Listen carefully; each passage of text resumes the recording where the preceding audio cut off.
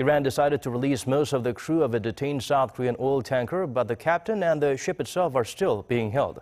The decision was made as talks continue between Seoul and Tehran over a series of issues. Yoon Jung-min gets us up to speed with the latest.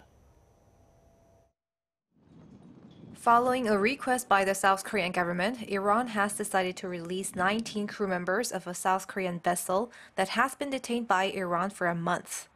The decision was reached after a phone conversation on Tuesday between South Korea's first Vice Foreign Minister Choi Jong-gun and his Iranian counterpart Sayed Abbas Araghchi. 20 crew were on board, including 5 South Korean nationals, 11 from Myanmar, 2 from Vietnam, and 2 from Indonesia. The South Korean captain and the ship, however, were not allowed to leave due to ongoing investigations for alleged environmental pollution.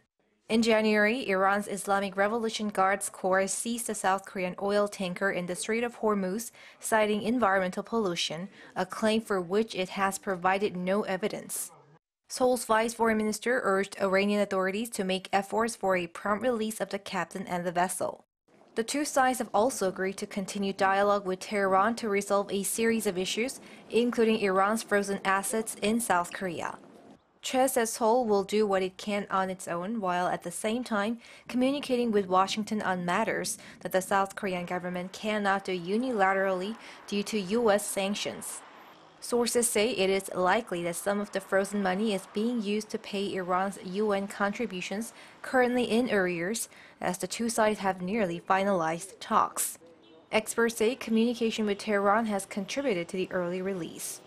Even though it is not very clear whether the money was released or not, but what is really important right now is that Iran and Korea have rebuilt the confidence and trust with each other.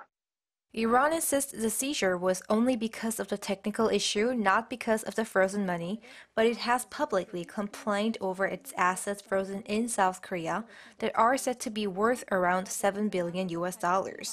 The money was seized after former U.S. President Donald Trump withdrew from the 2015 Iran nuclear deal and placed sanctions on Iran, but the Biden administration seems to be more willing to engage in dialogue with Tehran.